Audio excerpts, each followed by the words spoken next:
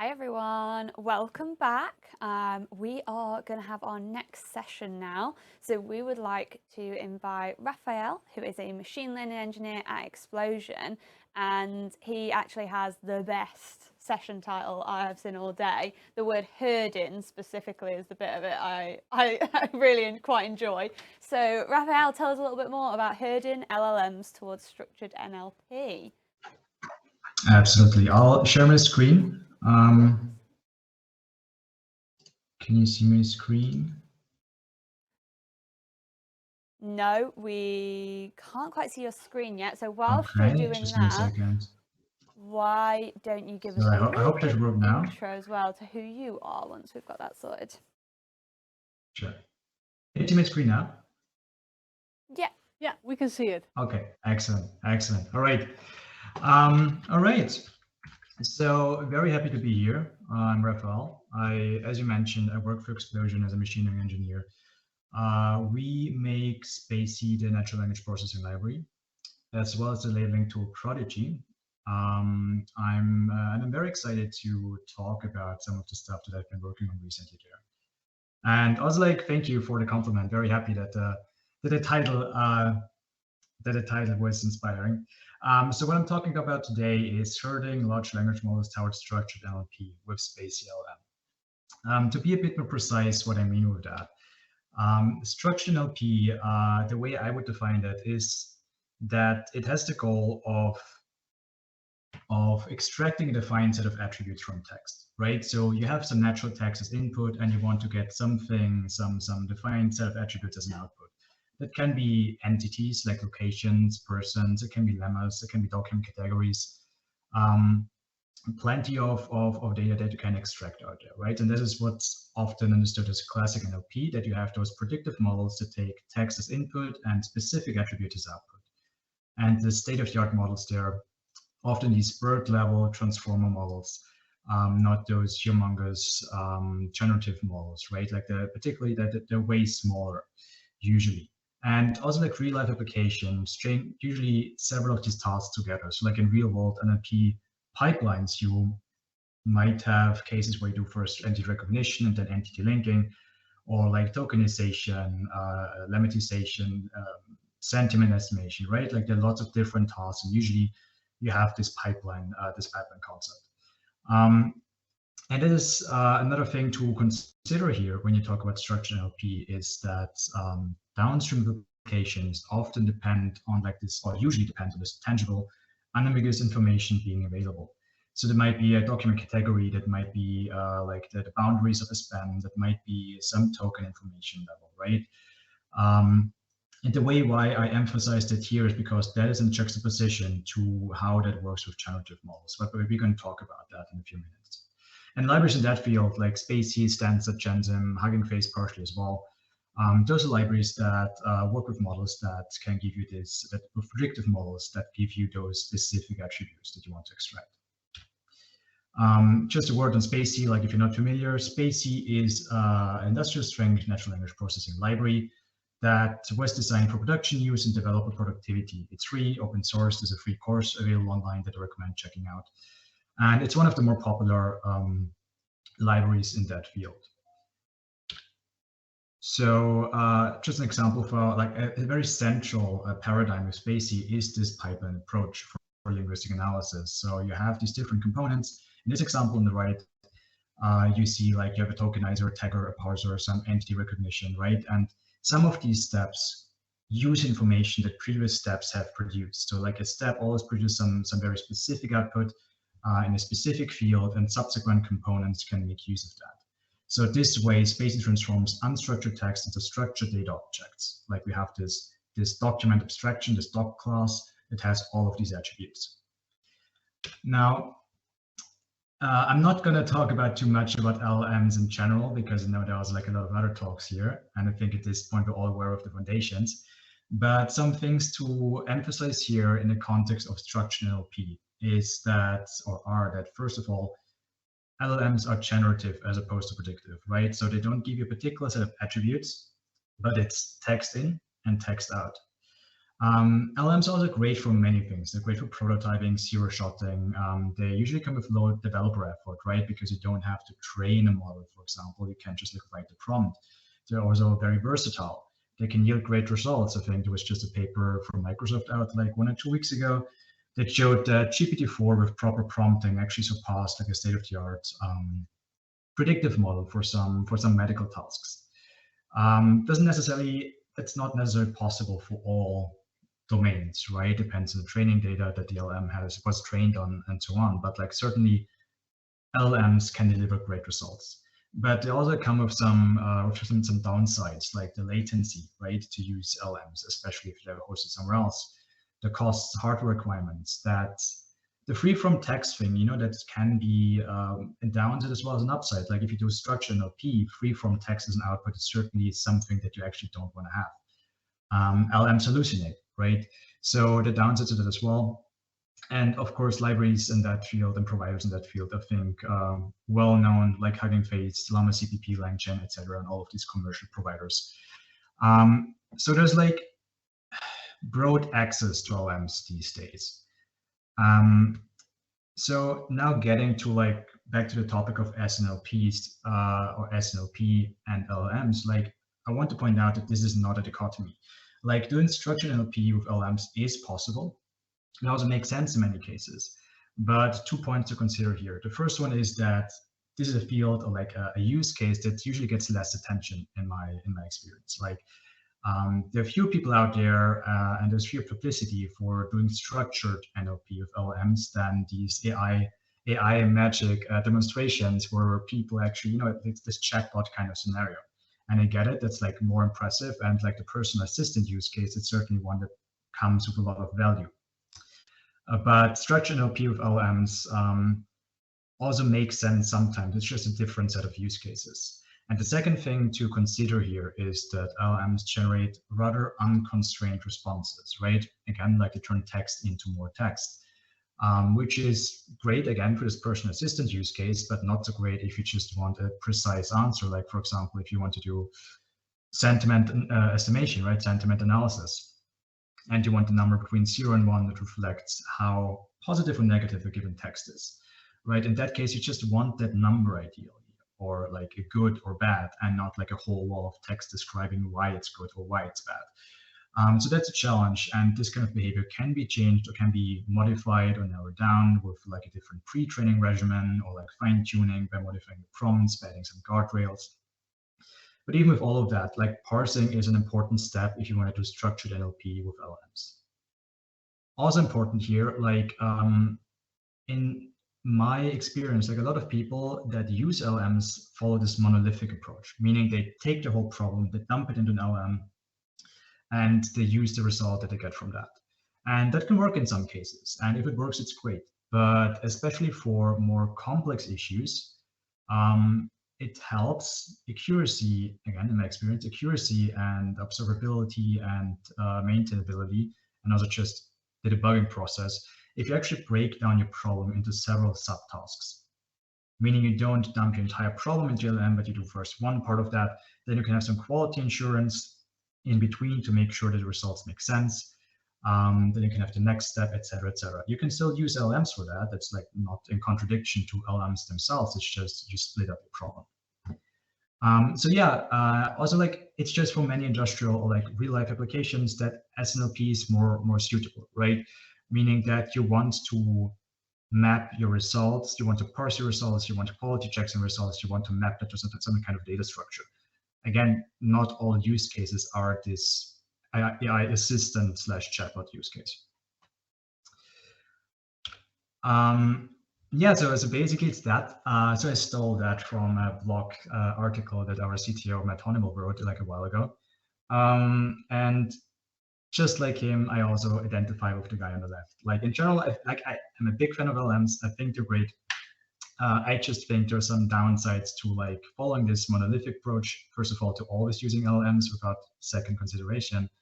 And also in following this monolithic approach, if you work with LLMs. That's great for prototyping and stuff, but if you actually have a pipeline that will be in use where accuracy, robustness, observability is important, you can benefit a lot from breaking down this problem into several tasks in a pipeline.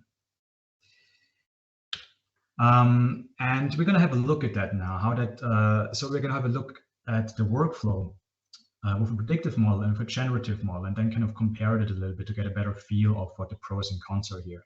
So what we're looking at is a use case. For a use case are clinical trial results, right? So that's human written notes on clinical trial results, and we want to extract some information about that.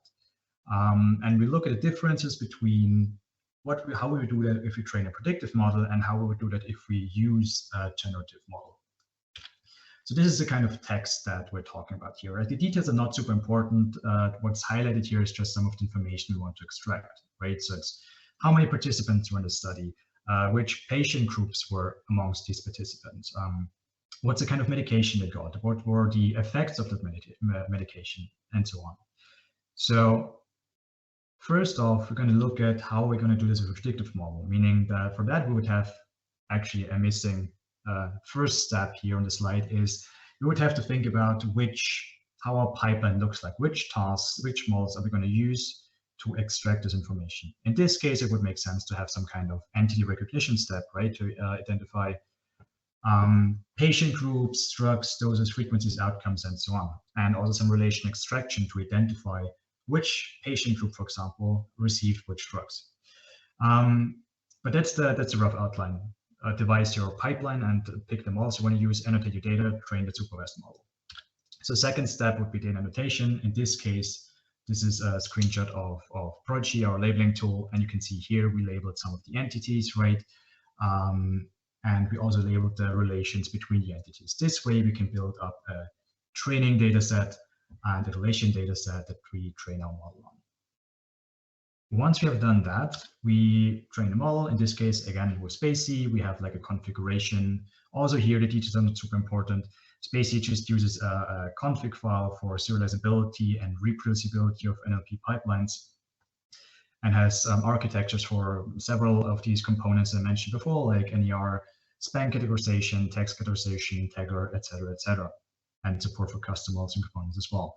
So in this case, we use spacy for training this. We get an output like at the bottom, central bottom of the slide, and hope that our model gets better with more data, right? This is pretty much it. Of course, the additional steps like evaluating the model and fine-tuning the hyperparameters, for example.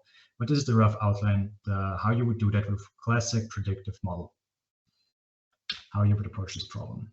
But now we contrast that with how would we approach this problem with a generative model. So here, this is way easier, right? At least in the beginning, we write a prompt. We can add some few-shot examples if we want to. And of course, we assume that this LLM was trained on some of the domain knowledge that we want to operate in here, right? Otherwise, this would be a difficult task.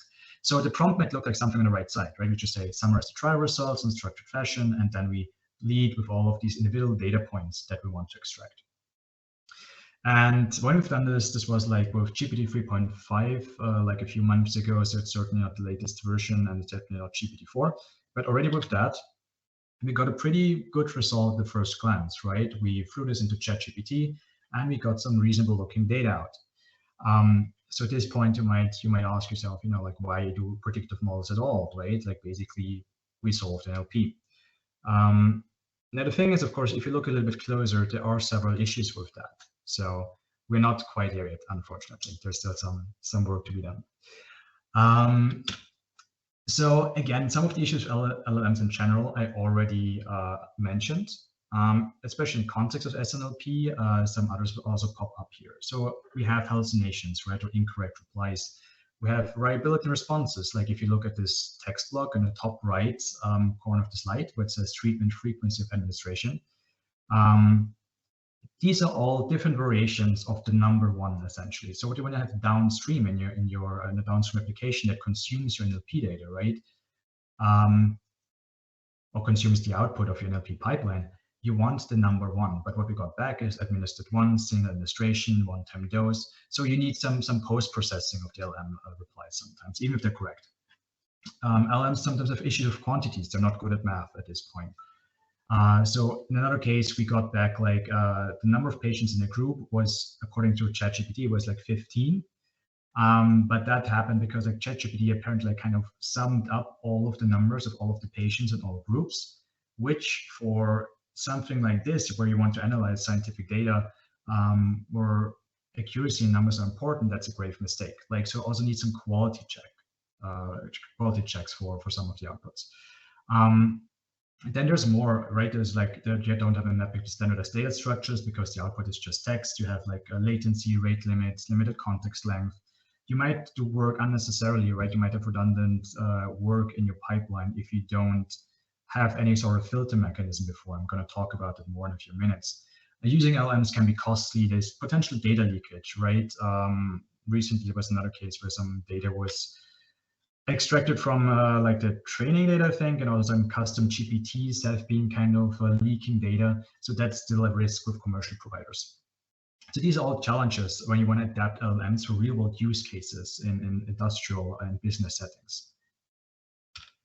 And some of these issues are inherent to models or APIs, right? Like, so hallucinations, math problems, round-trip trends. If you have a developer who actually works with LLMs, but at this point you're not willing to train your own or to fine-tune your own, right? Then there's not much you can do about LLM hallucinations, except for checking for them, making sure the answers are consistent. And these issues, these can be mitigated with pre-training, fine-tuning, reinforcement learning from human feedback, tool use, etc. Right?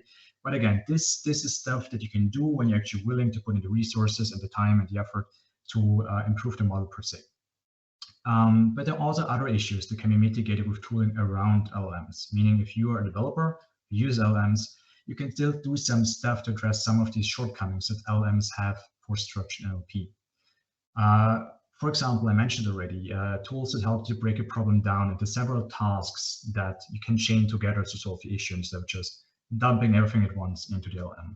You can have some robust parsing, you can have quality assurance between the steps, right, between the LLM inputs and outputs. Some rich data structures that help you to store your data and the metadata that supports serialization and other things. And the ability to swap generative with predictive models, right? Sometimes that makes sense. Sometimes it makes sense. Sometimes you start prototyping the application with LLMs because it's faster and easier. And at some point, accuracy or costs or efficiency matter more. So you actually want to train your own small specialized model for, I don't know, document classification. These are all things that you can have tooling for that help you with that. And this is what spacy-llm does. So spacy-llm is an extension for spacy that uses its data structures, its primitives, its pipeline concept, the config system, and other stuff. And at its core, leverages this idea of an NLP pipeline that spacy already like has a lot of tooling for. It just integrates LLMs into that. So the whole idea of spacy-llm is support and facilitate structured NLP using LLMs. So here we have task instruction, which is responsible for the prompt splitting and parsing. I'm going to talk about more about that in a minute. It's very configurable just the space itself. It maps results onto space's data structure, and it makes it easy to swap out LLMs for your tasks with actually predictive models because it's the same kind of abstraction in the context in the framework of spacy. So if you have your NLP pipeline and you decide to swap out one task that you were running on an LLM with a local model, then you can do that very easily. It's just different config. And we're currently at version 0.6.4, and we are hoping to release version 1.0 later in December or early January. Still wrapping some things up, but we're getting there. Something to point out here is like we integrate spacy-llm like uses LLMs. We are not like providing our own LLMs, right? So we integrate open source model from Hugging Face. We integrate with the REST interface from providers like OpenAI or Anthropic or any one of the others. We also integrate LangChain. So spacy-llm focuses on its own niche. We are opinionated about like doing structured NLP with LLMs, but there's not too much of an overlap, I would say, with, for example, LangChain. Like this is a different scenario. Like we are focusing on doing structured NLP properly. If you want to do agents or chatbot kind of applications, then it's probably better to use LangChain or some other kind of library. We support a lot of tasks already that are already built in and already working out of the box, like named entity recognition, sentiment analysis, summarization, translation, question answering, entity linking, and so on and so on. It's also easy to add new tasks, partially because the architecture supports and encourages that, but also because, well, writing a new like kind of prototype or like a new task is just easy to do with an LLM. And at its core, spacy-llm is a spacy component, so it does everything that you know from other spacy components. It uses its config and its pipeline system. It supports all the usual features like parallelization and serialization.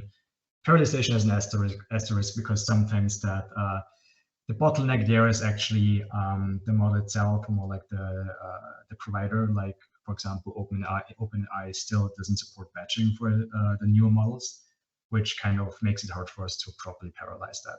But we do batching where possible.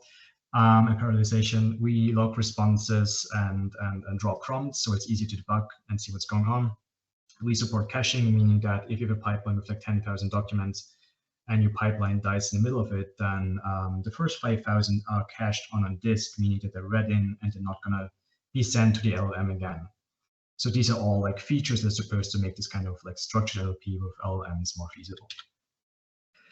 Yeah, so the idea is like, you know, you can do a quick prototype with LLMs, then you might want to reconsider whether you want to exchange some of your components in your prototype with like supervised machine learning or rules. That might work for some cases, and others it might not. You fine-tune that, you have like a business application that actually gives you like the returns business value. And this is kind of like the workflow we envisioned for spacy-llm. And before we kind of wrap this up, some examples like spacy-llm like always makes sense. I would say like if you have structured NLP and B if you think like a pipeline kind of setting makes sense for a use case. So one example for that is if you want to do LLM assisted annotation, like you can have a spacy-llm pipeline where like a human curating the pre-annotated entities, for example. That would make sense with spacy-llm. Like this is also kind of a pipeline. Second use case here is if you want to pre-process text before you send that text to the LLM, right? You might not want to do that with personally identifiable information, for example. So you first do some named entity recognition, for example, to identify PII, then you anonymize that, and then you send it to the LLM. Or you can have some kind of pre-processing, like, for example, I mentioned before.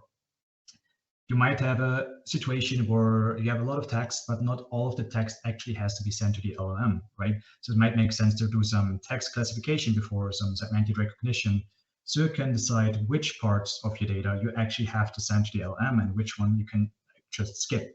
And this might lead to significant cost reductions as well.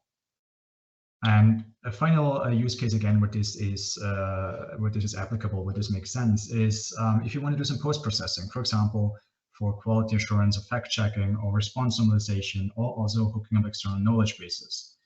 For stuff like entity linking, for example, LLMs are still not that great because in my experience, at least, they're still having trouble with pinpointing individual precise snippets of data. Like entity recognition works great with LLMs in my experience, but it's sometimes difficult to make entity linking work properly.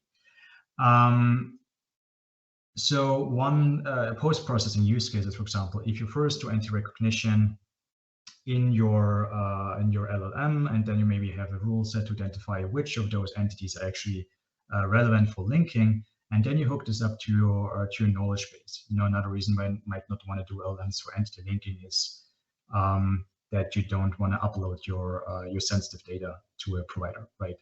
So there's some reasons for that. And how to use that, how to use spacy-llm in practice, that's very similar to spacy. You have a config file. Here you see a configuration for named entity recognition, where you can always like change and configure like tasks, models, or every other detail. And then you can run your pipeline with a few steps where you configure, you assemble your pipeline from the config file. You run some text through the spacy pipeline, and then you can access the information in well-defined parts of this doc object that you get from the pipeline. In this case, we are sending a text through the LLM and get entities back. Right. So as a recap, structured NLP unlocks information from text and makes it available downstream in the structured form. This is the distinction here. Like the structured form is important. LLMs have impressive text generation abilities and understanding abilities. It's super easy these days to prototype NLP application of LLMs just by prompting, which is great. However, if you want to build a production-ready pipeline, you need to consider other traits as well that go beyond just text generation understanding. And these traits are, for example, customizability, robustness, inference costs, network latency, maintainability, and others. Spacy is a production-ready NLP framework written for developers that addresses this kind of like pipeline, business or industry-ready NLP use case. And the spacy-llm extension allows the easy integration of large language models into pipelines for structured NLP.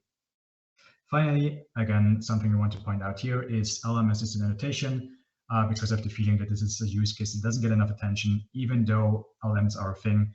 You'll still want to have your own evaluation sets at the very least, even if you don't fine-tune LLMs yourself or models yourself.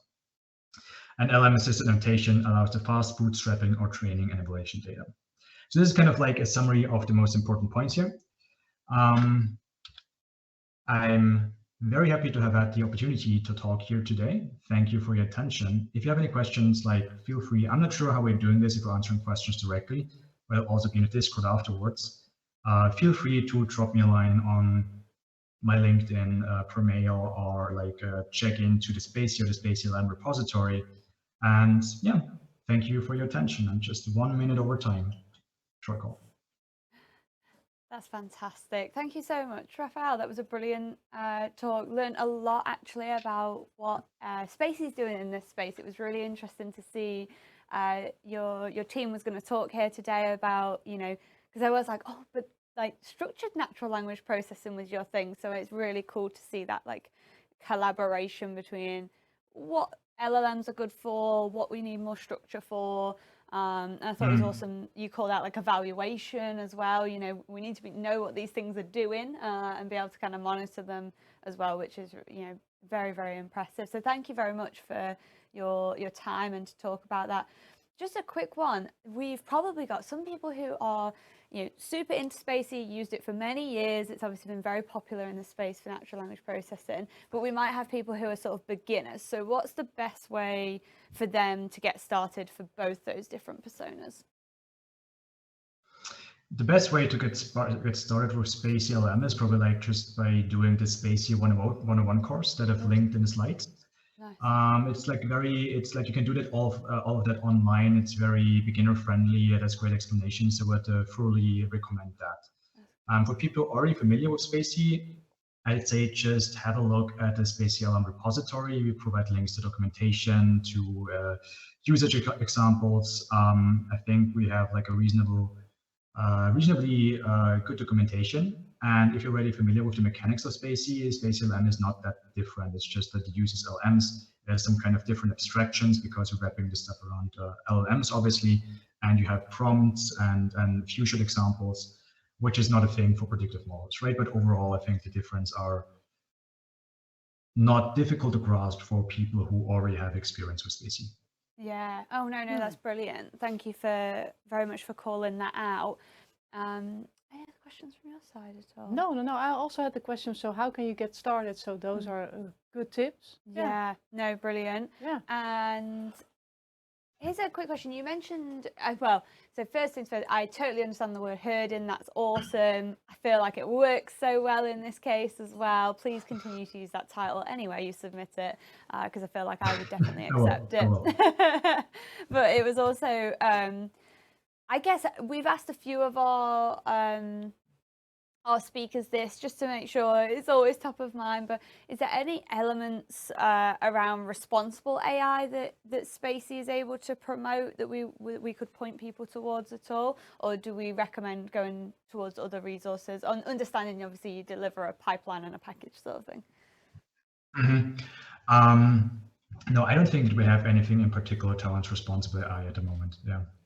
But then also example use cases are a great way to kind of look, and I thought you gave so many good examples, even with each of those like patterns of, where would you do pre-processing, where would you do post-processing, and why would you do that? So use cases are a good example of what is this really great for in some senses. Amazing. Yeah, I think it's important to have some sort of awareness, like especially the example they gave, right, with PII, like the data leakage is still an issue. So that is something that, if you work with sensitive data, it's definitely worth paying attention to. Yeah, you were calling it clinical use cases, PII, I thought was a brilliant call out actually for doing that pre-process. You don't want to be sending that into any models as well. So yeah, really, really impressive stuff. Thank you so much, Raphael. We really appreciate your time. Thanks for having me. Please do head over to the Discord channel in case people are over there asking questions. There's all sorts of channels in there, and I'm sure people have lots of questions around Spacy, or feel free to do a promotion as well, because they come hand in hand with a lot of NLP. I will absolutely do that. Thank you. Thank you so much for joining us. See you later. Bye-bye. Thank you. Bye. So I think our next speaker is already there. So let's call in Louise.